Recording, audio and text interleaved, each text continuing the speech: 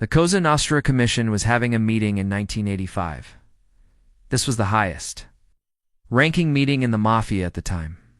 Many of the most powerful bosses were there, and they were debating whether or not to expand the family business into new territories. The Mafia had been doing business for decades, and now they wanted more. They needed more soldiers to handle their business.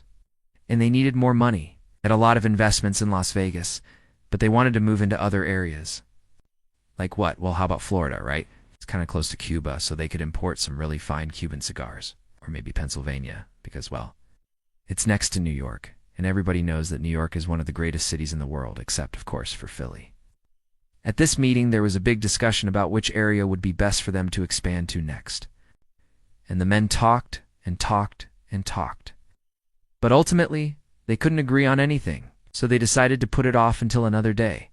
Instead, they focused on another pressing issue, one man who had pissed them all off. See, the boss of the Gambino crime family, Paul Castellano, had gotten himself killed. He wasn't whacked by any rival gang. He wasn't killed in a war with the government. No, he was killed by his own underboss, a man named John Gotti.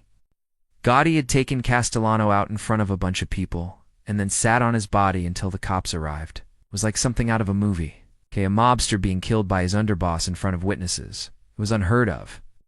Sure, there had been power struggles within the families before, but nothing like this. This was blatant, bold, and brazen. This was also very stupid. And now the commission needed to decide what to do about it. Had John Gotti committed an act of insanity, or was this a brilliant stroke of genius? To answer this question, the commission brought in the head of the Lucchese crime family, Anthony Corallo. Now, Corallo was known as the Teflon Don. Why? Because he managed to avoid prison for his entire life. Despite the fact that he was involved in some of the biggest rackets in the United States, so the commission sent him to go talk to John Gotti and find out exactly what the hell he was thinking. What was going on in that nut's head when he decided to whack his boss? Did he know what he was getting himself into? And if so, why did he do it anyway? Now, we don't know exactly what was said between Gotti and Carlucci. After all, these were mafia meetings, and nobody leaves these things alive to tell the tale. However, we do have some educated guesses. See, Gotti didn't just murder Castellano because he felt like it. Oh no, he had some very specific grievances against the boss. First of all, Castellano wasn't much of a mover and shaker anymore. He preferred to stay in the shadows and let his underbosses take care of business. Gotti thought that he was the best guy for the job and he wanted to be running things. Then there were the disputes over money. Gotti claimed that Castellano was skimming off the top of his rackets and keeping the money for himself. Finally, there were the rumors that Castellano was a government informant. Now, that might sound crazy, but Gotti was a paranoid guy. He believed that everybody was out to get him, so it wouldn't surprise him if Castellano was working for the feds. When Corleone went to see Gotti, he probably asked him about all of those reasons. He probably wanted to know if there were actual disputes over money, or if Gotti was just making that up. He wanted to know if Castellano was really skimming money from the family. And he probably wanted to know if Castellano was a rat. If Gotti had lied to him about any of those things, Coral would have known it. After all, he'd been in the Mafia for decades. He knew how the game was played. We don't know what Gotti told him, but whatever it was, Corleone must have believed him. He later told the commission that Gotti wasn't just insane, he was a dangerous liability. And since Gotti had shown that he wasn't afraid to kill his own boss, the commission feared that he would turn on them next. So they sent Gotti a message telling him that he was officially demoted back to being a caporegum. That meant that he lost his position on the commission, and he lost a significant amount of power. On top of that, he had to give up his fancy lifestyle in Manhattan and go back to being a regular guy in Brooklyn. But even though he lost his power, he still had his life. You see, the Mafia had a code. Once a member, always a member. Even if you got kicked out, you were still part of the family. So if you made a mistake, the worst thing that could happen to you was being kicked out of the organization. Sure, you might end up dead soon after that, but at least you got to live for a while, and that wasn't an option in this case. The commission had decided that John Gotti had to die. They weren't going to risk having a traitor in their midst. Gotti must have known that when he killed Castellano, he took out the boss in front of witnesses.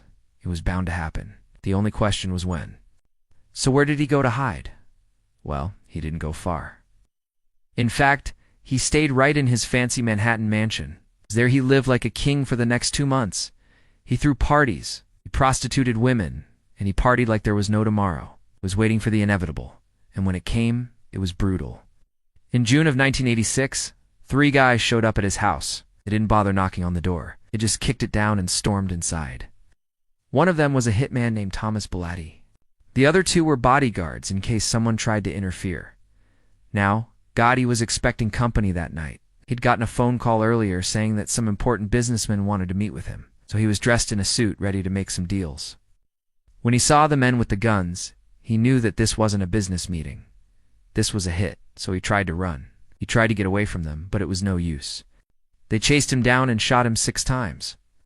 He was hit in the legs, in the shoulder, and in the chest. And the last bullet blew off the top of his head.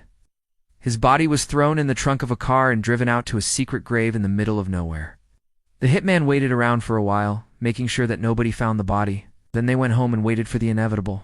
You see, when a mafia boss gets killed, there's always a war that follows. Someone wants revenge. And this time it was Gotti's old crew. They weren't happy that he got whacked. They weren't even mad that he betrayed Castellano. No, they were mad that he got killed without telling them first. That's right. The Mafia has a tradition that if you're going to kill someone, you tell your crew first. That way they can get ready for the war that's coming. But Gotti didn't do that. Just took Castellano out and hoped for the best. Now that's really stupid. See? When a Mafia boss gets killed, the underbosses usually take over. Gotti had 5 underbosses, so they should have taken over his old territory. But instead, his crew kept the territory, even though they weren't loyal to him. They were loyal to the boss that he killed. So Gotti's men started a war with Castellano's men. There was fighting in the streets. There were bombs being thrown. There were even a couple of murders. It was messy. But in the end, Gotti's men won. They took over his territory, and they started making money. They were good at it, too. In fact, they became so powerful that they eventually took over the whole Gambino crime family. It all started with killing the boss.